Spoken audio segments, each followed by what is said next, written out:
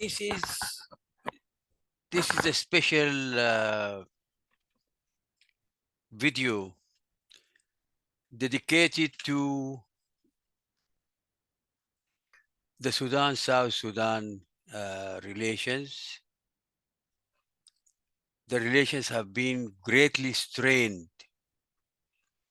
by the state and statesman reception that Mr. Yousif Izzat, the envoy of the rapid uh, support force, received in Juba.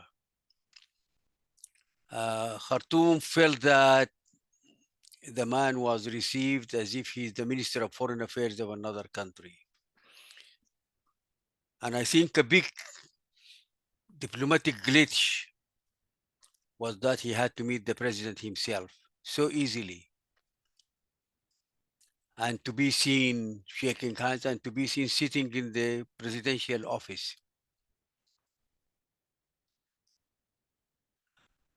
These are not normal times in Khartoum. And these are not normal circumstances. And Juba should have been more sensitive to that. Yes, as my good friend, the Minister of Presidential Affairs in Juba, has just told me, that we are one nation in two countries. I really appreciate that from him. This is the feeling of a good number of people. However, the fact is that Sudan is Sudan and South Sudan is South Sudan. And there is no going back on that. I mean, everything else is very big dreams. My main concern really is not Sudan or Khartoum, because Khartoum has the triumph card. If Khartoum shuts the valve on oil, South Sudan is going to starve. And we don't want that to happen. So we need to be careful of interests. Yes, there is $20, $25 for the passage of the barrels of oil, but Khartoum can throw that away if it comes to what they may consider as a stab in the back. Was that meeting and the way it was organized, was it in good spirit? Was it in good faith? Very big question mark. Some good friends have asked me to see if I can intervene and if I have got some advice. One of them is my good friend and younger brother, Solomon Ayik. He's a good man and he has his heart on Sudan, and he cares very much. Solomon Arik is a businessman, but he's a nationalist at the start. And he has agreed to see what he can do when he gets to Juba. He lives with us here in Canada. And to put my wallet where my mouth is, I don't want to make a long introduction. I have very quick advice for Juba. They have got to show good faith. Lip service has got no place now, because people in Khartoum are dying. Sudan is at a stage of to be or not to be. And we need tangible steps. We need serious steps. We need honest steps from South Sudan in support of the Sudanese armed forces and in support of the people in Sudan.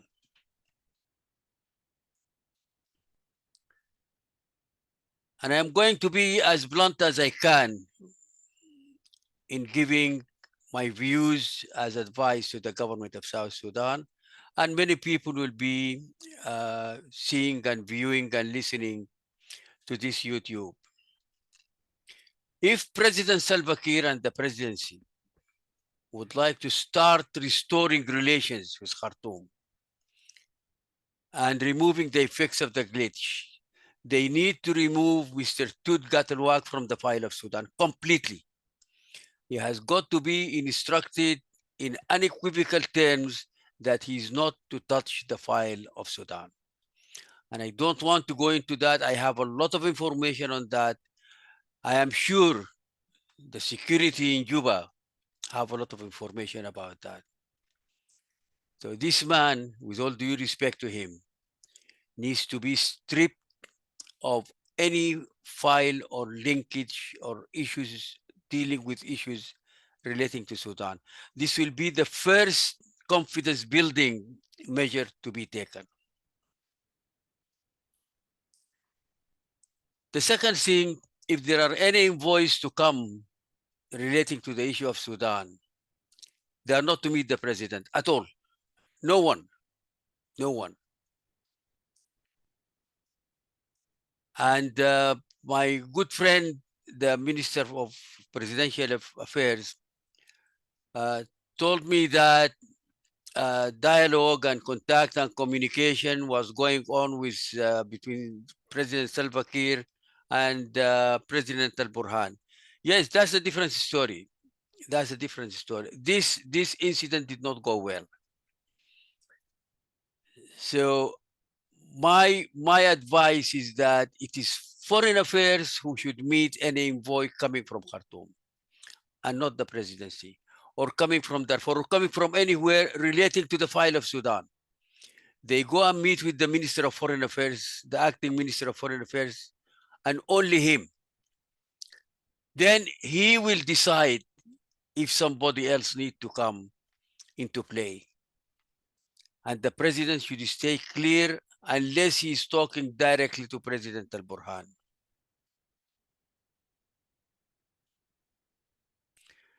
I would also advise Juba to immediately form a liaison and contact committee for Sudan relations.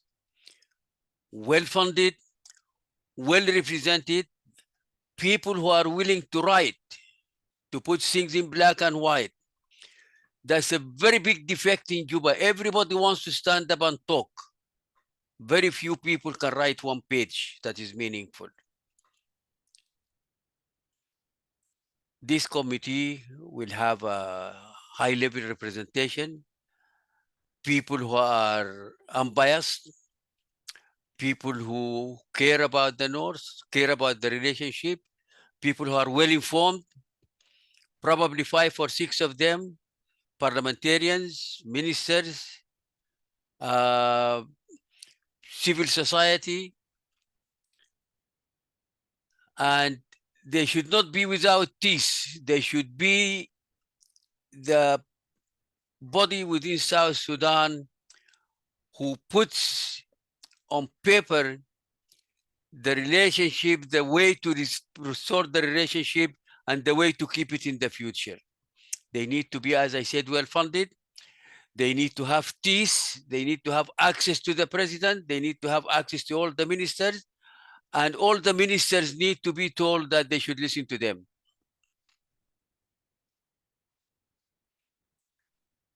If I were South Sudan, if I were Juba, I would not serve the North with lip service. That's what is happening now. There is no other support that was given. And that's really shameful.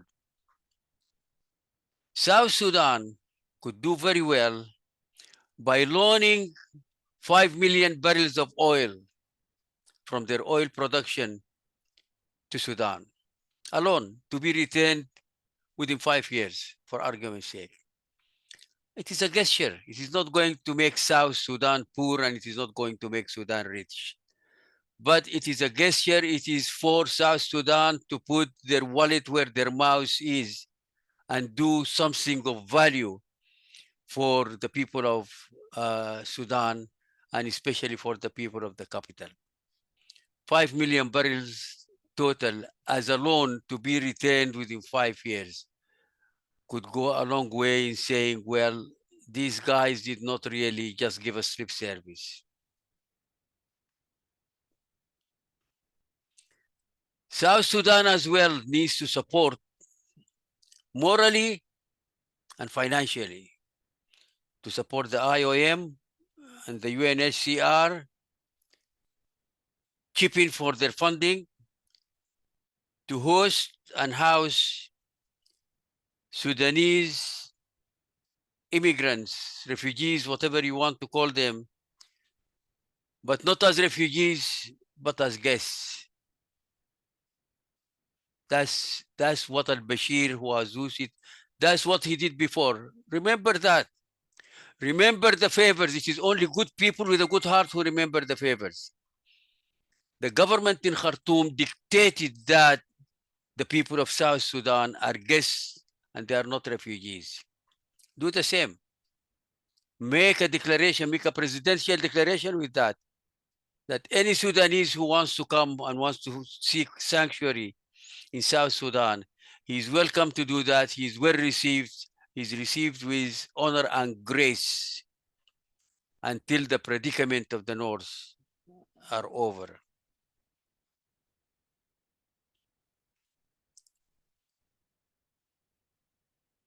Also, what I would advise Juba to do is to appoint a small group of a think tank, people who know the South well, people who know the North well, people who have apathy and sympathy and respect for both countries, for both nations, to start working scientifically on a process for resolving the conflict in the North. The conflict in the North is not going to be resolved in a day or a month or a year. And remember the CPA, Declaration of Principles, started in 1994. It was accepted in 1998. And immediately the talks started. They ended in 2005. And the referendum was in 2011. Do we need that time in Sudan? I would say yes. The hurting is massive. The losses are massive. The injuries are massive. The attempt to humiliate the army are inexcusable. And Juba and South Sudan have a lot of their own problems. We have got to recognize that and respect it. And certainly South Sudan has priority. However, this group, probably to be assembled for a period of 2 years, I have no problem to volunteer to put down the frame for them, the frame of reference, the modus operandi, how to operate, the objectives. And it is to be formed to give evidence-based, doable and implementable advice to the office of the president in South Sudan and to the line ministries who are connected with the issue.